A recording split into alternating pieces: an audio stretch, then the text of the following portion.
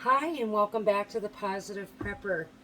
So today is canning day because last night we had this amazing ham dinner, and of course I have the ham bone with all the leftover meat on it, and things in the refrigerator aren't leftovers, they are canning supplies, right? So I have my boiling pot of that I had the ham bone in boiling until it got down to a certain level. And so now I am getting ready to add my, so this is carrots, onions, and celery. And then I have some chickpeas that are rinsed, ready to go. And then I'm going to cut the ham off the ham bone. My dog is going to be happy because he gets the knuckle. And then I'm going to add my spices like my basil, oregano, herbs de Provence, parsley, garlic, shallots, rosemary, salt, pepper, thyme, all the usual stuff. The stock pot that I'm using actually came from my husband's father, who was in the Navy, and he was a cook. And this is one of the stock pots that he used. So that's the one that we use. And I absolutely love it. I should, when I'm done, be able to get about 16 quarts, hopefully, out of this. That's the goal. So while I'm doing this, I wanted to talk to you about some of the stuff that's... So if an SHTF were to happen, and it's looking more and more likely that it will be a civil war.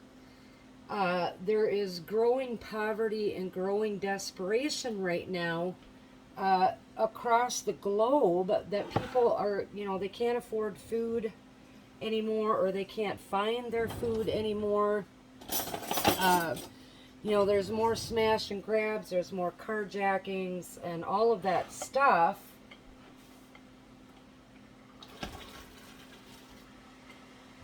And so it's looking more and more like we're going to end up with a civil war. And one of the things that I want you guys to do or think about is, if you haven't started preparing yet, or you don't know, where to start or what to do, start with preparing 3 days worth of supplies. So start with 3 days. Once you get those done, then work on 3 weeks of supplies. And then work on 3 months of supplies. Okay? Just start small. And those supplies should be your food, your water, and your fuel. One of the questions that comes up is, how are we going to know who's on our side if it becomes a civil war? So I don't know the answer to that. I'm hoping that there will be a discussion in the comments. A lot of people, because another couple of prepping channels had this question posed to their people, and it basically came down to the types of flags that you fly in your yard. So for example, I always have the American flag up. I mean, it's what I do, right? I always have the American flag. We also have the Don't Tread on Me flag, and we have the one that's half American flag, half Confederate flag, that we fly at certain times of the year. But there's been a lot of discussion about whether or not it's actually safe to even fly the American flag, because for so many, and I'm going to say this politely, people, the American flag has become a symbol of hatred, and which I don't understand. It's the American flag. It stands for freedom and liberty and and justice for all, right? But we know that in certain areas of our society, there are people that believe that it is a racist thing.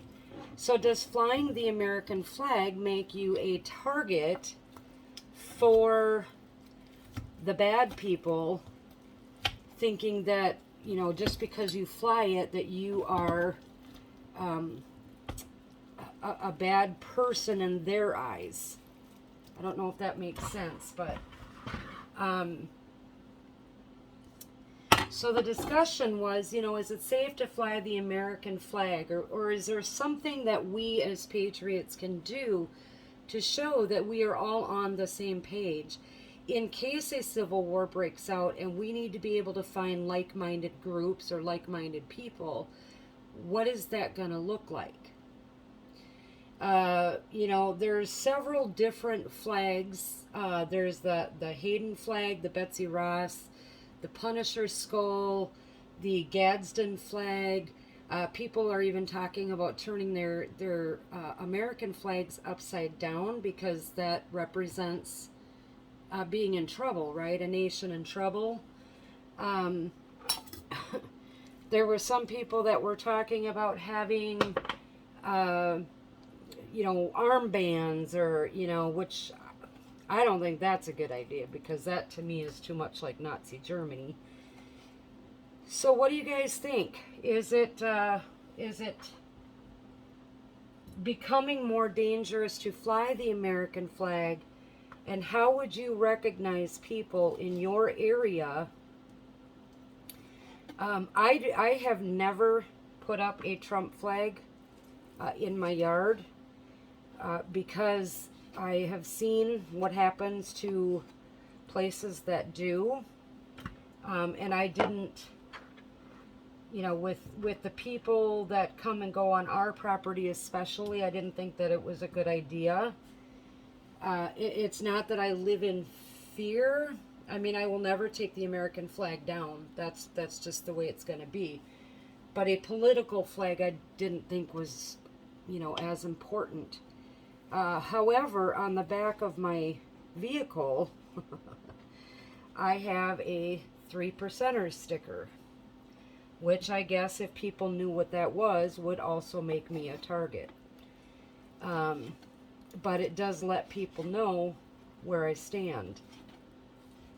So what do you think? How would you be able to differentiate between like-minded people and those that are, you know, trying to bring in the communism and the socialism into our society?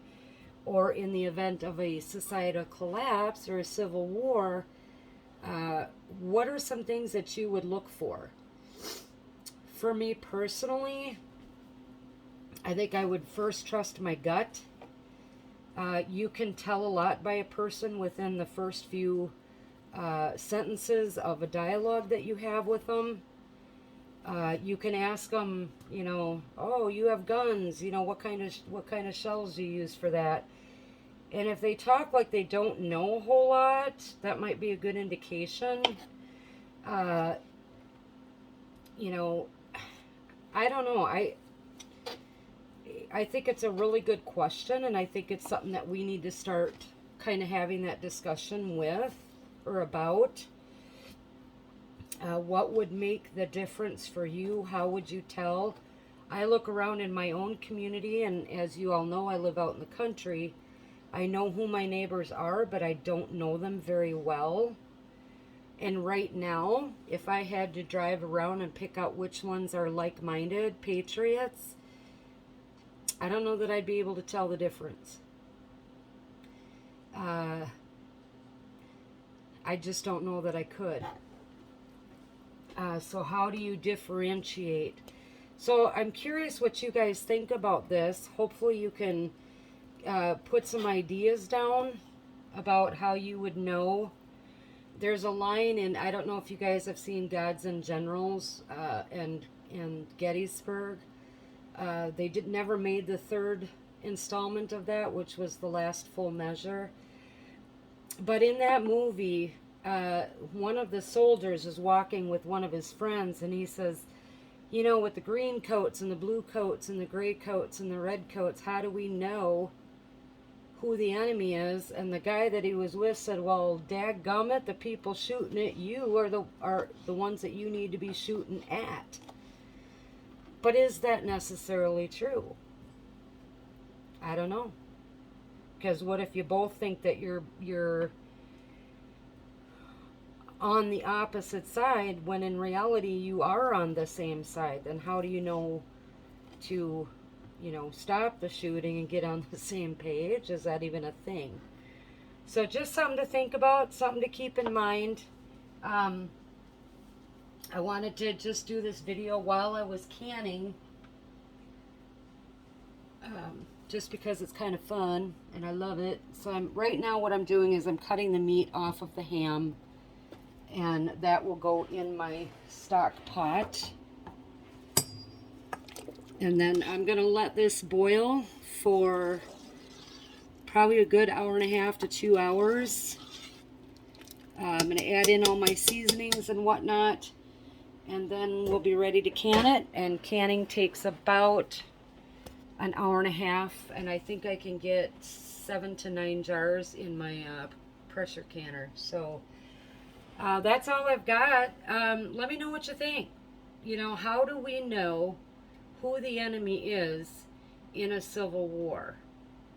Does it matter if we know who the enemy is? If we are going to go on the offensive, how do we determine who to go after? I pray for peace always pray for peace, but we know that right now that's may not be something that's going to happen. So love to hear what you guys think. Put them in the comments below. Don't forget to like and subscribe and hit the notification bell, and God bless.